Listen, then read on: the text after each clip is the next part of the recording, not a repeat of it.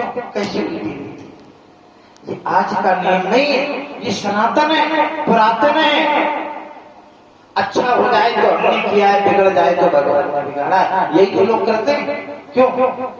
जिस समय इतने प्रणाम कथा तो आप लोग रात में सुनते हैं, लेकिन कहीं ना कहीं उदाहरण के रूप में, जिस समय महाराज जी भरत जी लौट करके अयोध्या में आए, महारानी कैकेयी से सारा हालचाल पूछा अयोध्या का, तो जानते हो कैकेयी ने क्या कहा?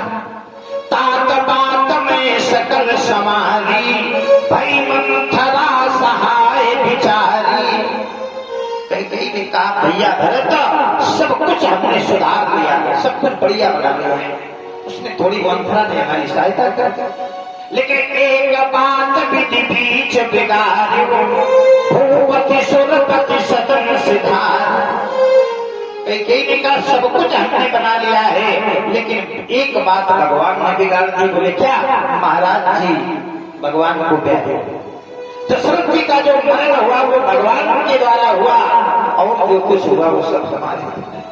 ये नियम है, अच्छा हो जाए तो हमारे द्वारा, और बिगड़ जाए तो भगवान के द्वारा। बस यही तो संसारिकता है, यही संसार का नियम है। तो महाराज, लेकिन आत्मदेव जी कहते हैं, आत्मदेव जी ने कहा नहीं, हम आपको कुछ क्या बताएं, पूर्व पापेन संचितम, ये जो मेरा दुख है ये मेरे पूर्व पापों का परिणाम है, मेरे पापों का फल है, मेरे पापों का परिणाम है। मदीया पूर्वदास्तोयं कवेशं उपभंजते, प्रजा दुःखेन शून्योऽहं प्राणास्त्यक्तुं विहागतः।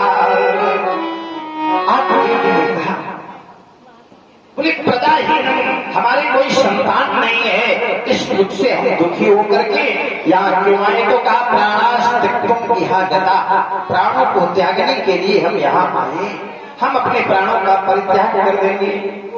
संत ने कहा क्यों, क्यों कर दोगे?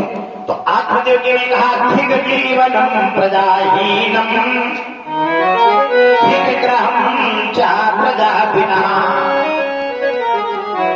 आत्मदेव जी ने कहा, धिग जीवनम प्रजाहीनम, अरे जिसके संतान नहीं है उसका तो जीवन व्यर्थ है, धिक्कार है उसके जीवन को।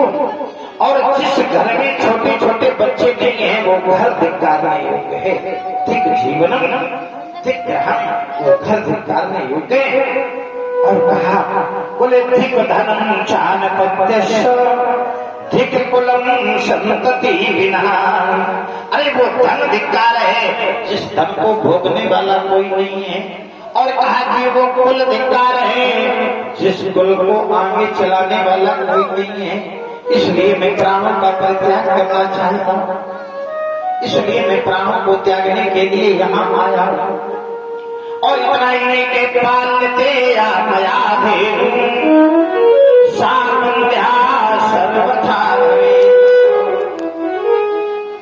आत्मदेव जी ने कहा, देखो मैं कितना बड़ा पापी हूँ। अरे हमारे तो कोई संतान है ही नहीं, पर अगर मैं कोई गाय पालता हूँ, अगर मैं कोई गाय पालता हूँ तो सा बंध्या सर्वथा भवेत, वो गाय भी बंध्या हो जाती है, गाय भी कभी बच्चा नहीं देती है। मैं इतना पापी हूँ। यो मया रोपितो बच्चा सोपितम आश्रित।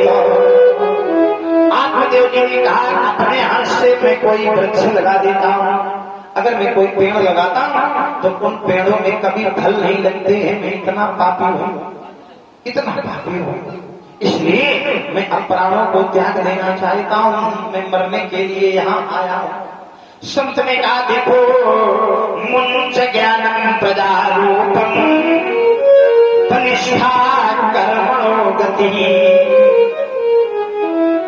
ब्राह्मण ने कहा, सन्यासी ने आत्मदेव से कहा, हे आत्मदेव ब्राह्मण, पुत्र को पाने का जो अज्ञान है, जो मोह है, इसको त्याग दीजिए, इसको त्याग दीजिए।